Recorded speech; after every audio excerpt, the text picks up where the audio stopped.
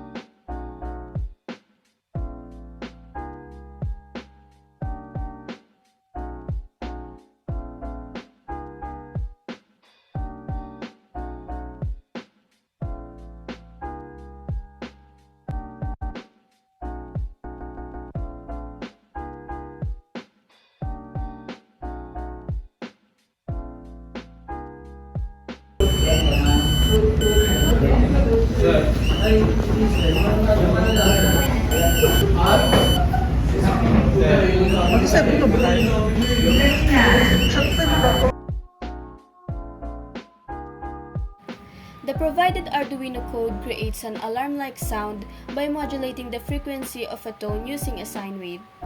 Here's a brief explanation of the code. The code begins by declaring 2 variables. Sine val, a floating point variable to store the value of a sine wave. This value will vary continuously between -1 and 1. The tone val, an integer variable to store the calculated frequency for generating the tone. In the setup function, it sets pin 8 as an output pin, indicating that it will be used to produce the alarm sound. In the loop function, it runs a for loop that iterates from x 0 to 179.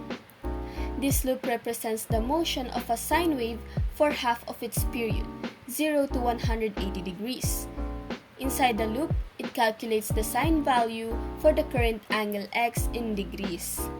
It uses the formula sin x multiplied by 3.1412 divided by 180 to convert degrees to radians and obtain the sine value. It then generates a frequency based on the sine value. The frequency is calculated as 2000 plus the integer value of sine val multiplied by 1000. This results in the frequency modulation of the tone between 1000 Hz and 3000 Hz. The tone function is used to produce a tone on pin 8 with a calculated tone val frequency. A delay 2 is introduced to control the duration of each step in the sine wave. It causes a slight delay between each change in frequency. In summary, the Arduino code generates an alarm-like sound by continuously modulating the frequency of a tone produced on pin 8 using a sine wave. This creates a rising and falling pitch sound resembling an alarm or alert signal.